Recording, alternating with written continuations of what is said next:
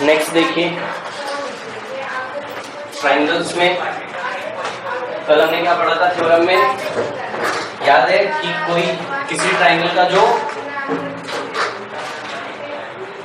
Angle bisector होता है, अगर वो सामने वाली साइड्स को जो किसी ट्राइंगल का जो इंटरनल बाइसेक्टर होता था वो ऑपोजिट साइड्स को इस तरीके से डिवाइड करता था कि ऑपोजिट साइड का जो रेशियो होता था वो एंगल कंटेनिंग लाइन के रेशियो के इक्वल होता था। ओके, आज किसी का कन्वर्स,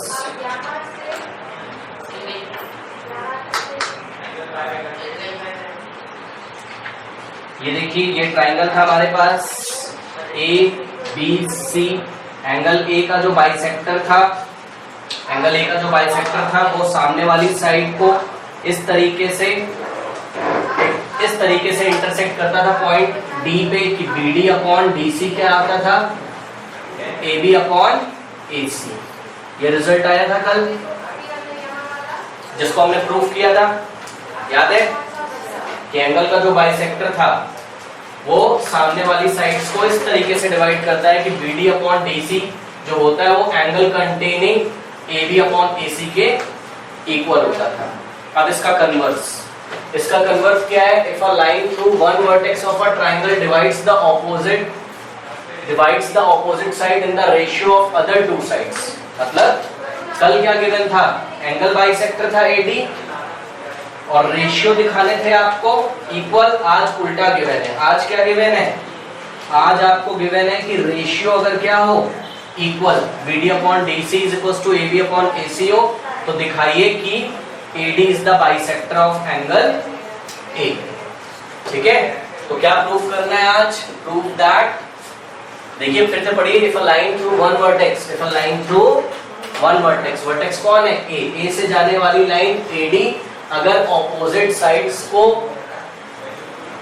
इस ऐसे रेशियो में डिवाइड करती है, कैसे रेशियो में, BD upon DC is equals to AB upon AC, वही मैंने लिखा है, in the ratio of the other two sides, then the line bisects the angle at vertex। मतलब आपको दिखाना है कि ये वाला जो एंगल है ये इसके इक्वल है, तभी AD क्या होगा, एंगल A का बाइसेक्टर। ओके, नाम रख दीजिए एंगल 1, एंगल 2। मतलब आपको प्रूफ क्या करना है कि AD किसका बाइसेक्टर है, AD is the bisector of, ये उसी का कन्वर्स है कल वाली थ्योरम का, AD is the bisector of angle A। को दिक्कत है, इसका मतलब क्या दिखाना है आपको, इसका मतलब एंगल 1 is equals to क्या दिखाना है, एंगल 2। कल की तरह इसको भी करेंगे, कंस्ट्रक्शन करेंगे, ठीक है। तो by construction produce BA to point E such that produce BA to E such that, इस तरीके से प्रोड्यूस करिए कि AE किसके इक्वल आ जाए, AC, such that AE is equals to AC। E और C को ज्वाइन कर दीजिए, E और C को ज्वाइन कर दीजिए। ओके, अब इधर देखिए जरा, अगर आपको 1 को किसके इक्वल दिखाना है, 2 के, तो आप एक काम करिए, इसका नाम आप रख दीजिए यहाँ पर 3 और इसका नाम आप रख दीजिए यहाँ पर 4। अगर 1 को 2 के इक्वल दिखाना है तो एक काम करिए, 2 को किसके इक्वल दिखा दीजिए, 3, 2 को 3 के, और 3 किसके इक्वल होगा, 4 के। क्यों, क्योंकि AE किसके इक्वल है, AC के, इसलिए ऑपोजिट साइड्स कौन से ट्राइंगल में, AEC ट्राइंगल में ऑपोजिट साइड AE और AC के सामने वाले एंगल भी क्या होंगे, सेम। इसका मतलब 3 किसके इक्वल है, 4 के। क्यों, क्योंकि AE आपने किसके इक्वल ड्रॉ किया कंस्ट्रक्शन से, AC के। तो AEC वाले ट्राइंगल में ये देखिए AC अगर AE के इक्वल है तो angle opposite to the equal sides are equal, तो एंगल 3 इज इक्वल्स टू किसके हो जाएगा, 4 के, और 3 को किसके इक्वल दिखा दो अगर, 2 के, और 1 को किसके इक्वल दिखा दो, 4 के, लेकिन 4 किसके इक्वल था, 3 के। तो 4 अगर 3 के इक्वल था और 1 भी अगर 4 के इक्वल है तो पक्का 1 किसके इक्वल है, लेकिन 3 अगर किसके इक्वल दिखा दो, 2 के, तो 3 2 के भी इक्वल हो जाएगा और 3 1 के भी इक्वल हो जाएगा। तो ये हमारी अप्रोच है। तो इसमें हम देखिए किस तरीके से करेंगे, जो आपको गिवन है ना उसका फायदा उठाइए। आपको क्या गिवन है, BD upon DC is equals to AB upon AC। तो देखिए इसका प्रूफ बहुत आसान है, कन्वर्स का आपको गिवन है AD upon no BD upon BC is equals to AB upon AC, ये आपको गिवन है। अगर आप यहां से खड़े होके देखें, इधर देखिए, ये देखिए BD upon DC is equals to BA upon AE, तो कौन किसके पैरेलल हो जाएगा? AD पैरेलल BC, कन्वर्ट से, थेल्स के कन्वर्ट से। तो दिस इंप्लाइज दैट कि AD is parallel to EC by converse of BPT, basic proportionality theorem. हो गया। अगर AD किसके पैरेलल है? EC के, तो इसका मतलब देखिए क्या है, हाँ, एंगल 1 किसके इक्वल हो जाएगा? 4 के। ठीक, क्यों? कोरस्पॉन्डिंग एंगल, बार बार शायद बताने की जरूरत नहीं। तो this implies that angle 1 is equals to angle 4। ये इक्वेशन नंबर 1 बन गई। रीजन क्या लिखोगे आप? Corresponding, this is equation number 1। Now 2 किसके इक्वल हो जाएगा? 3 के। कौन से? Alternate interior angle. ठीक है, AD किसके पैरेलल है? EC के, और ये ट्रांसवर्सल लाइन जा रही है। तो this implies that angle 2 is equals to angle 3। ये नंबर 2 क्या हो गया? Alternate interior. कोई दिक्कत है? नाउ अब आप देख सकते होंगे, बट यू नो दैट, ये देखिए, but you know that angle 3 is equals to angle 4। Why? Angle opposite to equal sides are equal. ठीक है, angle opposite to equal sides are equal. Okay, अब आप देख सकते हैं इक्वेशन 1, 2 और 3 से देखिए भाई, 3 किसके इक्वल है? लेकिन 3 किसके इक्वल है? तो इसका मतलब 2 किसके इक्वल होगा? 4 के। तो फ्रॉम 2 and 3, यहाँ पे मैं कर रहा हूँ, देखिए, फ्रॉम 2 and 3, पहले 2 को किसके इक्वल दिखा देंगे? 4 के, क्योंकि 2 3 के इक्वल था और 3 4 के इक्वल है, इसका मतलब 2 4 के इक्वल। तो angle 3 is no, angle 2 is equals to angle 4, but 4 किसके इक्वल था? 1 के। तो this implies that angle 2 is equals to 1 की जगह क्या रखोगे? सॉरी, 4 की जगह क्या रखोगे? 1, फ्रॉम इक्वेशन नंबर 1। तो angle 2 is equals to angle 1 आ गया। तो अगर 2 1 के इक्वल है, तो इसका मतलब ये दोनों एंगल अगर इक्वल है तो AD इसका क्या है? बाइसेक्टर है। तो this implies that AD is the bisector of angle A। Proof. तो याद रखिए, कभी भी अगर एंगल बाइसेक्टर आता होगा किसी वर्टेक्स से, तो ऐसा रेशियो आपको इक्वल मिलेगा। BD upon DC is equals to AB upon AC। और अगर रेशियो इक्वल होंगे, मतलब BD upon DC is equals to AB upon AC होगा, तो पक्का AD इस एंगल का बाइसेक्टर होगा। करिए इसको और याद करिए।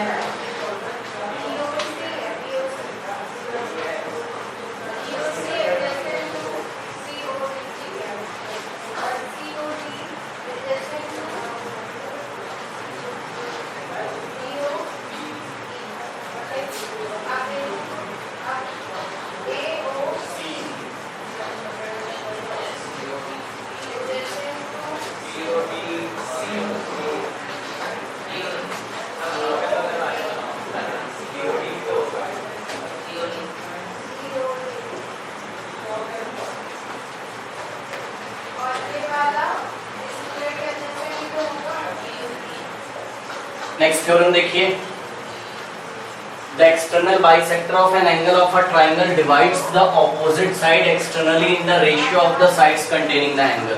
मतलब फिगर से समझिए, देखिए लेट अस से कि आपके पास कोई ट्राइंगल है ए बी सी। अभी तक किसकी बात की जा रही थी? इंटरनल एंगल की। अब नहीं बात करिएगी, अब एक्सटर्नल एंगल का बाइसेक्टर आएगा। तो ए का एक्सटर्नल एंगल कैसे बनाओगे? पहले इसको ऐसे करके बढ़ा लो, ये तो इंटरनल है और ये वाला क्या हो जाएगा? एक्सटर्नल। ए का एक्सटर्नल एंगल आपने बना लिया। अब देखिए ए का एक्सटर्नल एंगल जो है, अगर इसका एक बाइसेक्टर हम ड्रॉ करें, ये देखिए, let us say that the AD is the external bisector which meets BC by producing BC at D। ठीक है ना? अब की कौन सा एंगल बनाया गया है? External angle. तो एक्सटर्नल एंगल का जो बाइसेक्टर है AD, ओके, वो इस ट्राइंगल को एक्सटर्नली, इस ट्राइंगल के ऑपोजिट साइड को, अब इंटरनली नहीं करेगा, कैसे करेगा? एक्सटर्नली डिवाइड करेगा। एक्सटर्नली डिवाइड करने का मतलब है BD अपॉन CD, ऐसे ये दिखाना है आपको। ठीक है, एक्सटर्नल एंगल ए का बाइसेक्टर कौन है? AD। वो ऑपोजिट साइड किसको? BC। देखिए ट्राइंगल तो आपके पास ABC ही है, लेकिन इस बार एंगल ए की बात, इंटरनल एंगल ए की बात नहीं की जा रही, एक्सटर्नल एंगल, एक्सटर्नल ऑफ ए की बात की जा रही। उसका जो बाइसेक्टर है कौन? AD। इसका मतलब, इसको देखिए ऐसे बनाओ, इसका मतलब अगर ये एंगल 1 है, ये 2, तो 1 इज इक्वल्स टू क्या हो जाएगा? 2, क्योंकि बोला जा रहा है कि AD is the bisector of A, लेकिन कौन सा वाला है? एक्सटर्नल।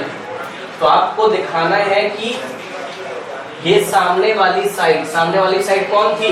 BC, उसको एक्सटर्नली डिवाइड करता है। देखिए मैं आपको बता दूं, कोई एक लाइन है AB, इसको इंटरनली डिवाइड करने का मतलब BC। अगर D यहाँ भी हो सकता है, अगर D लाइन पे अंदर पड़ा होगा BC की लेंथ में ही, तो आप बोलेंगे इंटरनली। क्या बात करेंगे? इंटरनली रेशियो में डिवाइड करता है D। मतलब आप किसकी बात करेंगे? BD upon DC। दूसरा केस देखिए, अगर ये D कहाँ पड़ा हो? कहीं BC की लेंथ के बाहर, तब भी बात आप वही करेंगे, क्या करेंगे आप?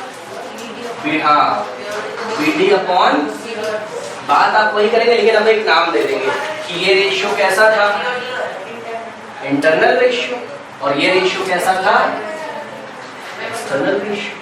ओके, कोई डाउट है इसमें? तो कोई नई चीज नहीं, बस इस टाइम AD जो बाइसेक्टर था उसका जो एंडिंग पॉइंट D था वो कहाँ निकल गया, BC के लेंथ के बाहर। तो आपको दिखाना है कि एक्सटर्नली डिवाइड करता है, मतलब आपको प्रूफ क्या करना है, प्रूफ वही करना है जो पहले करते थे, क्या BD upon CD is equals to, BD upon CD is equals to, हाँ, angle containing. Okay, angle containing side कौन है, AB और AC। देखिए एक्सटर्नल एंगल का जो बाइसेक्टर होगा वो सामने वाली साइड को जिस रेशियो में डिवाइड करता है वो रेशियो पक्का किसके इक्वल होना चाहिए, उन साइड्स के रेशियो के इक्वल होना चाहिए जो साइड्स उस एंगल को कंटेन करती थी जिस एंगल का क्या निकाला गया है, एक्सटर्नल। समझ में आया? तो लाना वही, ठीक है ना, AB अपॉन AC। तो देखिए बहुत आसान है, इसमें सबसे पहले आप एक कंस्ट्रक्शन करेंगे। ओके, और कंस्ट्रक्शन क्या करेंगे, ड्रॉ CE पैरेलल DE। तो कंस्ट्रक्शन करिए CE parallel DE।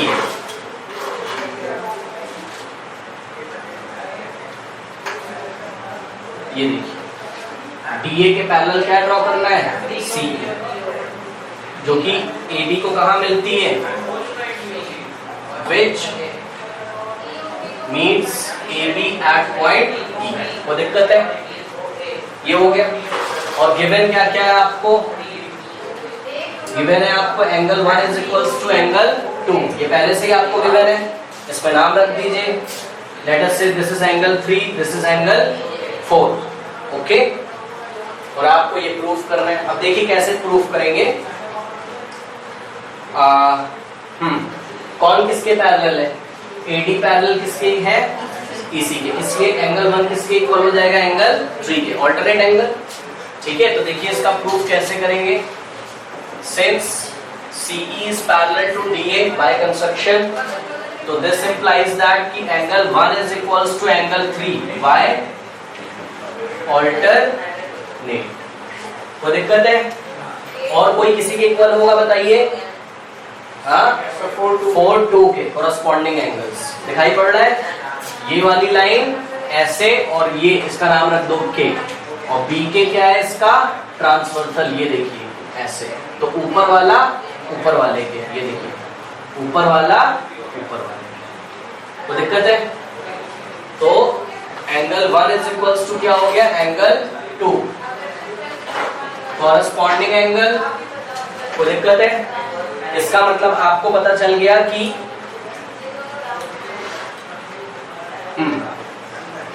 O no, 2 is equals to क्या हो गया, 4, angle 2 is equals to angle 4 हो गया, ये हो गया। इसका मतलब आप 1 और 2 से क्या बोल सकते हैं कि 2 किसके इक्वल है, 3 के, और क्या बोल सकते हैं 4 किसके इक्वल है, 3 के। कैसे, देखिए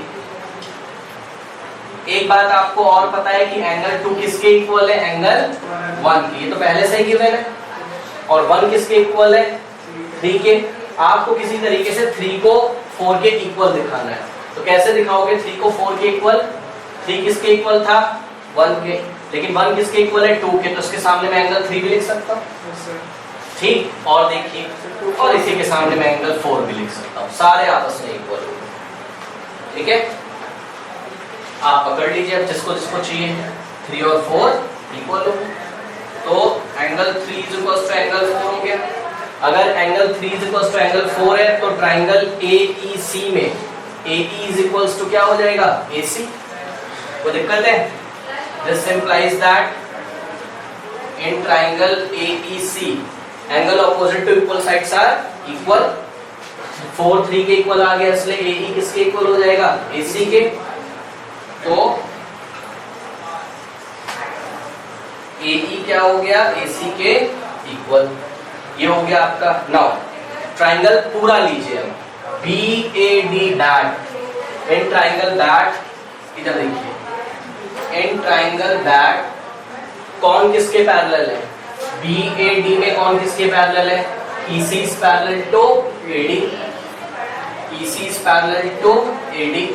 इसलिए आप लगा सकते हैं थेल्स का theorem, BC upon CD is equals to BC upon CD is equals to BE upon EA, BE upon EA।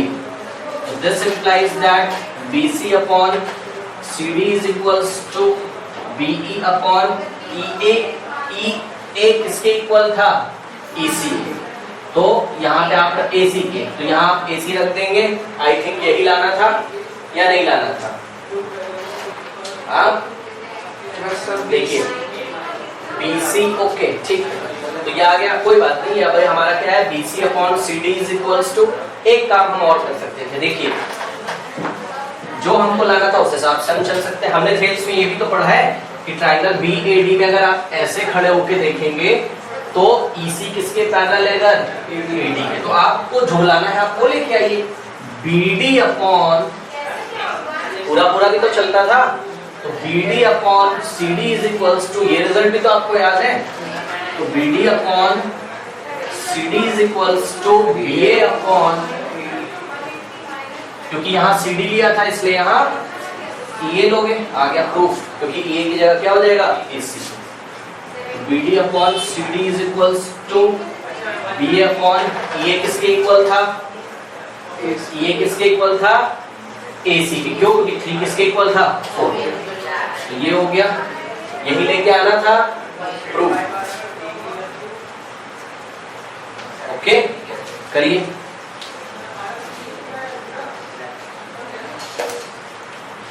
ये सारे रिजल्ट याद रखिए।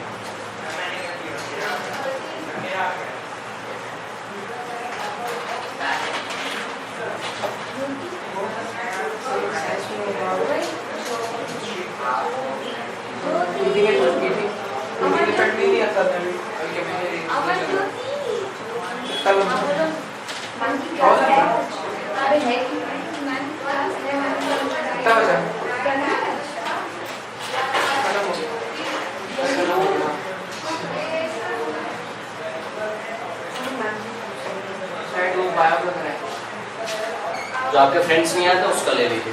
कौन नहीं आया? एक ही बच्चा नहीं आया।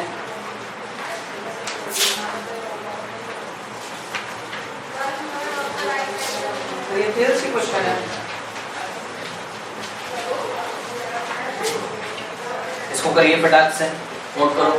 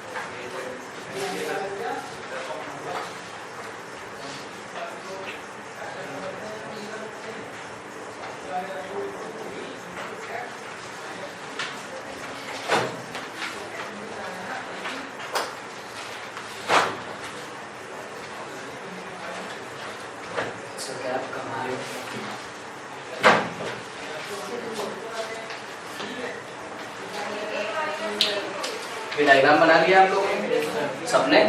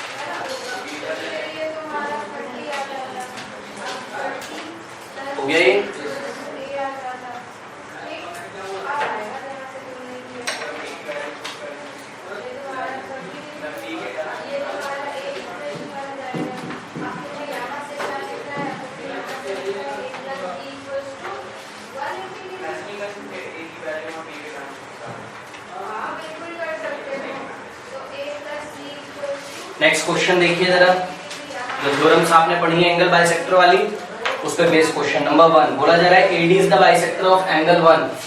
AD जो है वो angle AD is the bisector of angle A। ये AD इसका बाइसेक्टर है, ओके। और आपसे बोला जा रहा है कि BD 4 सेंटीमीटर है। ये देखिए मैंने सेंटीमीटर नहीं लिखा, बस 4 लिखा। BD 4 सेंटीमीटर है, DC आपका 3 सेंटीमीटर है, AB आपका 6 सेंटीमीटर है। What is the value of AC? कर सकते हो, कैसे हो जाएगा बताइए। BD अपॉन एंगल बाइसेक्टर है तो थ्योरम लगा सकते हो। क्या होगा? BD upon DC। BD upon DC is equals to AB upon AC।